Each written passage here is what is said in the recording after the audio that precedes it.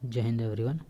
इस वीडियो में हम लोग एक इम्पॉर्टेंट टॉपिक को कवर करेंगे और ये टॉपिक है रेबीज़ के ऊपर। ठीक है, तो अभी हुआ क्या है कि दिल्ली गवर्नमेंट रेबीज़ को एक नोटिफाइबल डिसीज़ में डालेगी। ठीक है, तो ये नोटिफाइबल डिसीज़ से क्या होगा, इससे डेथ को प्रिवेंट करेंगे और सर्वेलेंस को इम्प्रूव किया जाएगा।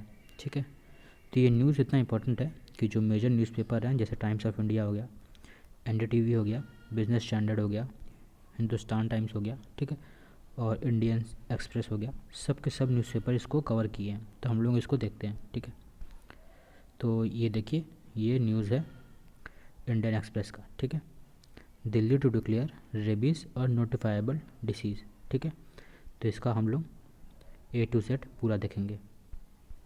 देखिए, अब ये चीज़ इम्पॉर्टेंट क्यों है और ये चीज़ न्यूज़ में क्यों है, तो Delhi government is set to declare human rabies और नोटिफाइबल डिसीज़। ठीक है, और ये नोटिफाइबल डिसीज़ किसके अंदर किया जाएगा, तो ये एपिडेमिक डिसीज़ एक्ट 1897 के अंदर किया जाएगा। ठीक है, तो इसका फ़ायदा क्या है कि सर्वेलेंस को इंक्रीज़ करेंगे, स्ट्रेंथन करेंगे और टाइमली रिपोर्ट किया जाएगा।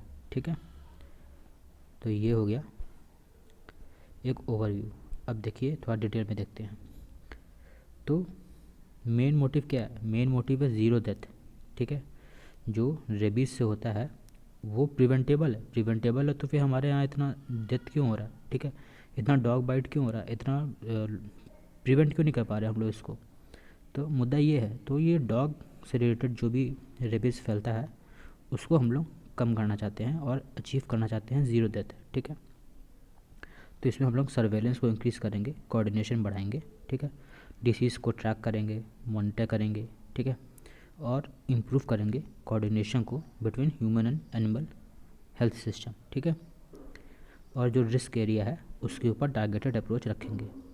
और इसका जो लीगल फ्रेमवर्क है वो है एपिडेमिक डिसीज़ एक्ट 1897। ठीक है, और इससे हम लोग को लीगल बैकिंग मिलता है।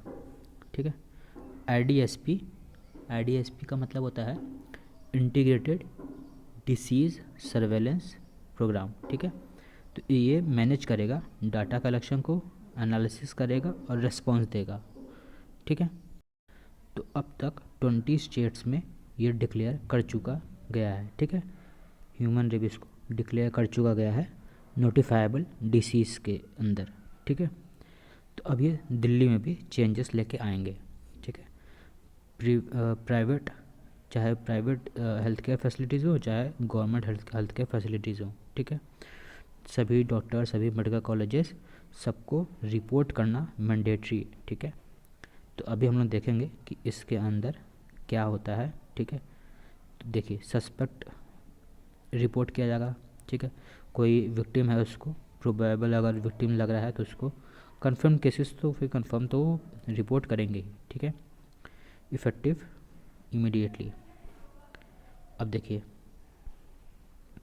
तो ये नोटिफाइबल डिसीज़ होता क्या है, तो ये नोटिफाइबल डिसीज़ में क्या होता है कि यहाँ पे मैंडेटरी रिपोर्ट किया जाता है। ठीक है, मतलब उनके पास एक लीगल फ्रेमवर्क दे दिया जाता है कि आपको जो भी ये रिपोर्ट आ रहे हैं, जो भी आपके पास केसेस आ रहे हैं उनको मैंडेटरी आपको रिपोर्ट करना है गवर्नमेंट को। ठीक है, पब्लिक प्राइवेट हॉस्पिटल हो सबको करना है, मेडिकल कॉलेजेस हो, इंडिविजुअल प्रैक्टिशनर हो, सबको रिपोर्ट करना पड़ेगा। ठीक है, मैंडेटरी है।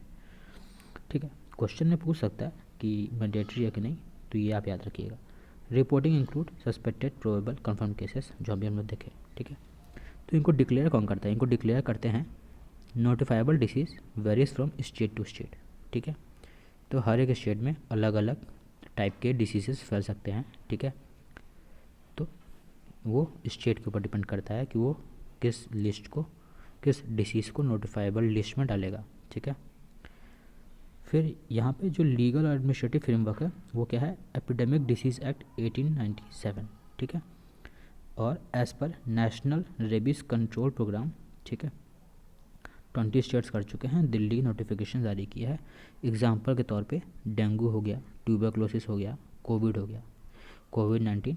ठीक है, इसको भी नोटिफाइबल डिसीज़ में रखा गया था। ठीक है, इसका पर्पस क्या है, अर्ली डिटेक्शन हो जाता है आउटब्रेक का। ठीक है, रियल टाइम सर्वेलेंस हो जाता है डिसीज़ का। ठीक है, और एविडेंस पब्लिक के पास होता है। ठीक है, कि ये डिसीज़ आया है मार्केट में, ठीक है।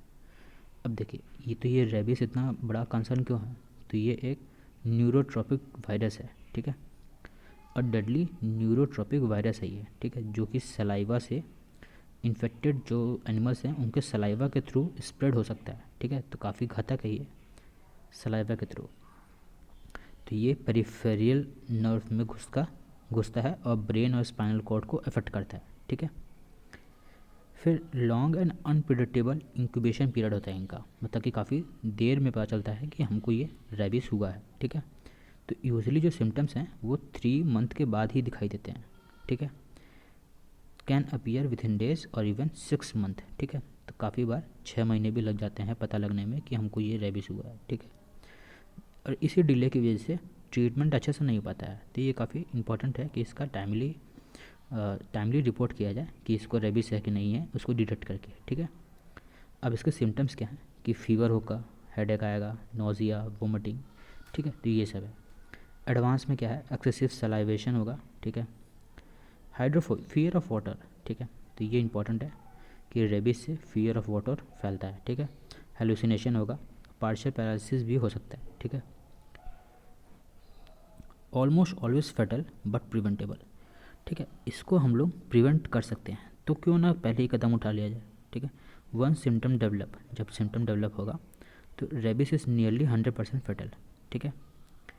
Post exposure prophylaxis can completely prevent death, ठीक है। तो इसकी वजह से कम्प्लीटली जो डेथ को है वो प्रिवेंट किया जा सकता है, ठीक है। Needed after bites, stretches, scratches और saliva exposure from animal like dog, cat, monkey, bat, ये सब से फैलता है, ठीक है। अब हम लोग इस जो एक्ट है उसको देख लेते हैं। तो ये हिस्टोरिकल एक्ट है, ठीक है, मतलब कॉलोनियल पीरियड का ये एक्ट आया था, ठीक है।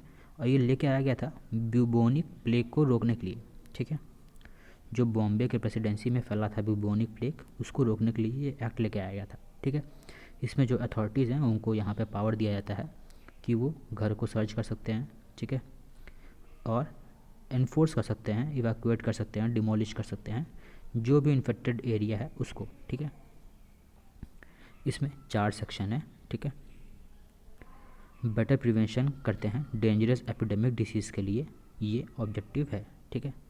एक्स्ट्रा ऑर्डिनरी पावर गवर्नमेंट को देते हैं ताकि जो हेल्थ इमरजेंसीज हैं उसके लिए ये सब अपना कदम उठा सकें, ठीक है। तो अब WHO का एक डेफिनेशन है कि वो एपिडेमिक किसको मानता है, ठीक है। तो जो ऐसे डिसीज़ होते हैं, ठीक है, जो नॉर्मल एक्सपेक्टेंसी से ज़्यादा हो, ठीक है, किसी एक रीजन में नॉर्मल जो वहाँ पर डिसीज़ है उससे वो ज़्यादा हो, ठीक है, उसको बोलेंगे एपिडेमिक, ठीक है। और वो टाइम और प्लेस के ऊपर डिपेंड करता है, किस एजेंट का बना है वो उसके ऊपर डिपेंड करता है, साइज़ और इम्यूनिटी क्या है पॉपुलेशन की उसके ऊपर डिपेंड करता है, ठीक है। और शॉर्ट पीरियड में, जैसे कोविड क्या था, कोविड भी एक नोटिफाइबल डिसीज़ है, तो वो शॉर्ट पीरियड में काफ़ी ज़्यादा लोगों को अफेक्ट किया है, ठीक है। तो इसलिए इसको एपिडेमिक कहेंगे, ठीक है। तो ये हो गया हमारा कंप्लीट इस टॉपिक पे डिटेल जो न्यूज़ था वो हम लोग देख लिए, ठीक है। तो मिलते हैं नेक्स्ट वीडियो में। थैंक यू, जय हिंद।